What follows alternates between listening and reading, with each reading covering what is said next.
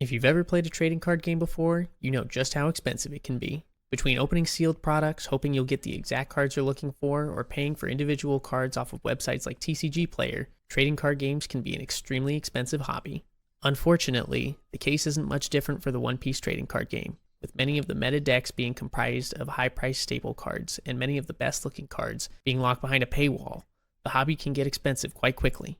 For many card game enthusiasts, this drives a wedge between the desire to be competitive and the health of their bank accounts. But just like our future king of the pirates, we have to start somewhere. That's why I'm going to be taking on the challenge of starting from a singular One Piece TCG starter deck with a weekly budget of $10 to go towards upgrading my deck and $5 going towards weekly tournament entry. Do you think I'll be able to manage the challenge of taking down my local competitive scene? Or will the restriction of playing on a budget have a greater impact than we can even imagine? Let's find out. Welcome to Budget Pirate Progression. Welcome back, Pirates, to week number 7 of our Budget Pirate Progression series. Very excited for this week because it's the first week where we will not be taking our Purple Luffy to locals and instead be using our ShadowTCG Blackbeard that we picked up the core for last week. On top of that, we have our entry pricing for last week that we are going to crack open for you guys, as well as show you what we spent our $10 budget on for this week. Let's not waste any more time and let's hop straight into it. Alrighty, let's hop straight into it. We have our entry packs from last week, so we're just going to hop straight in there, see if we can pull anything that might be helpful to either of our decks.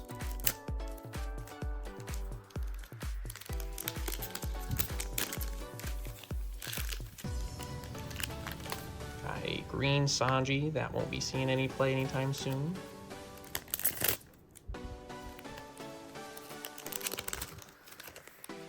Another blue ace.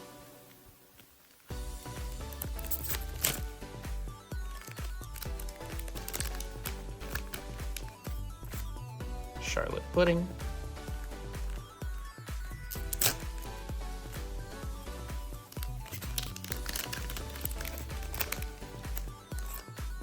Yellow Shura.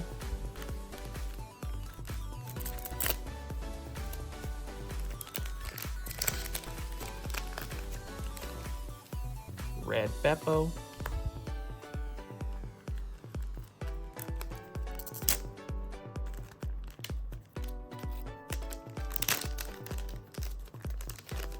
And looks like we got another copy of Shura, so nothing we haven't seen before here in our entry pack opening. We're gonna clean this up and then we'll get into what we spent our $10 budget on this week. Alrighty, for this week we did spend our $10 budget on a singular card, and I did want to try the ShadowTCG deck out with just the $10 budget, so I didn't want to invest anything into that before giving it a try at locals. So for this week we ended up investing our $10 into 6-cost Sanji. He's a 2K and a 6-cost unit, where if the number of cards on your field is 3 or less than your opponent's, give this card -3 to its cost to be able to play it out for 3 total, and then it has blocker when it's on the field. Really important going into the Purple Luffy deck, so even though we're not playing that this week, we do want to try and give it a couple buffs up for the next time that we do play it.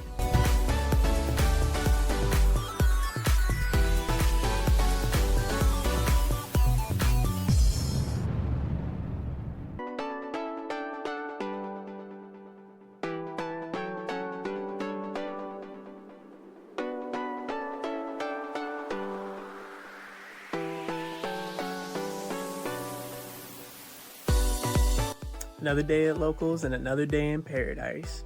We were able to make it here with plenty of time to spare, so I'm going to go ahead and look around at different people's trade binders, then get set up for round 1, and we'll see what we can do this week with a different approach. Update you guys after round 1.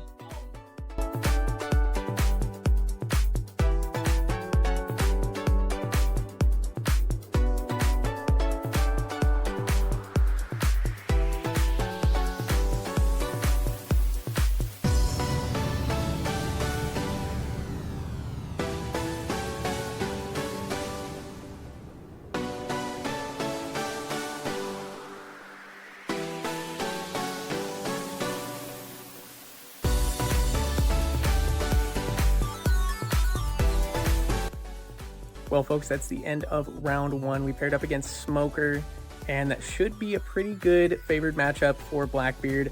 However, I did make one mistake not being used to the new leader.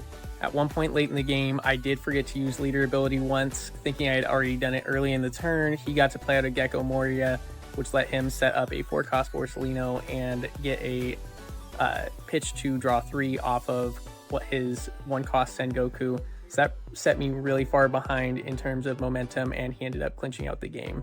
But we'll learn from that. Remember to use leader ability every turn moving forward, and we'll catch you guys after round 2.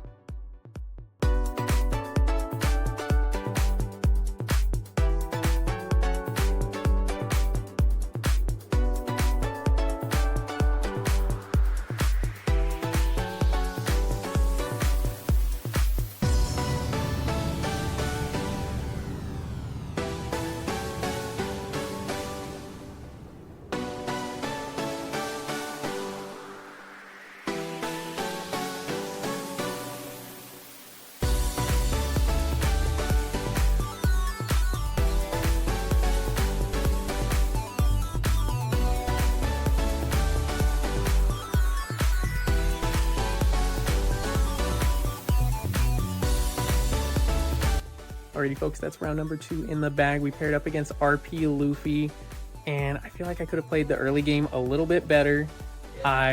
He had 2 1-cost units out on the board that he wasn't going to do anything with, and I knew it.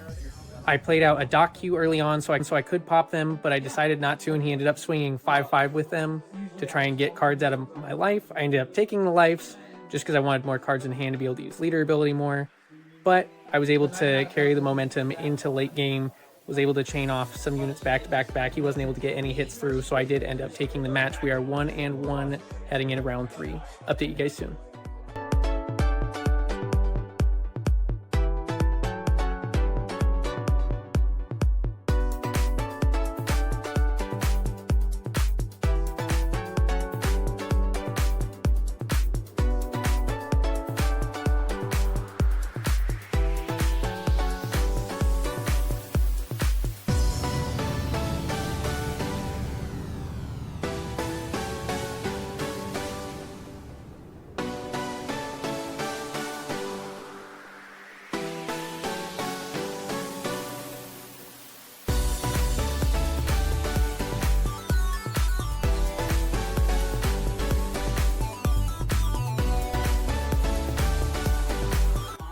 Alrighty, we just finished up with round number 3. I did pair up against another RP Luffy. There's only 2 here tonight, and somehow I paired up against them back to back.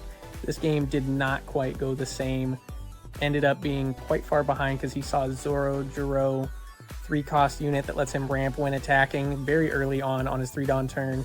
So he was able to get a lot of pressure early on, and he was just able to set himself up. And then once he got into his high Dawn turns, he was able to play out big high cost units that I wasn't able to deal with.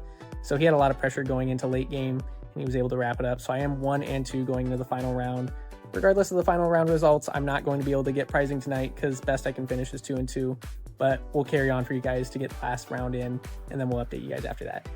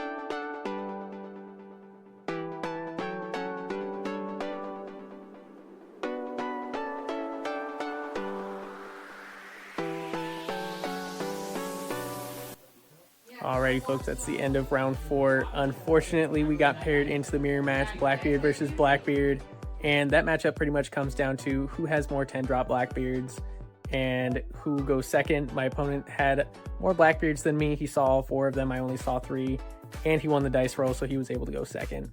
So we do finish this tournament 1-3.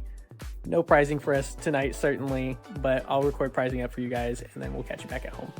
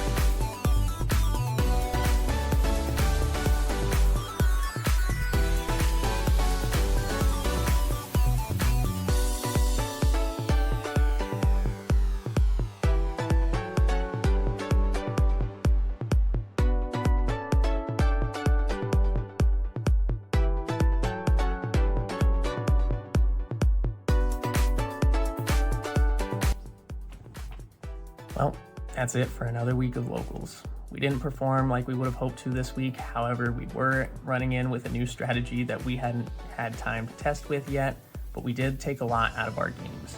That being that with Black Hole and Marshall D Teach, when they're used to negate the effects of an opponent's character, that takes away attributes such as blocker also. So that's something we need to be aware of moving into OP10. I do want to try out Blackbeard one more time next week just to see if we can kind of find our footing with it, or if we should turn back to Purple Luffy moving forward. Let me know down below in the comments. Also, let me know how long on average do you want these videos to be? Do you want me to incorporate some commentary over the gameplay and kind of stretch that out a little bit more? Or would you guys prefer seeing separate videos of me breaking down one game each week of what I learned the most, or kind of the most entertaining game from the week? Go ahead and drop me a like on the video, as well as a subscription. That way you can follow along on the series for more content moving forward. I hope you guys have a great day, and we'll see you guys next week.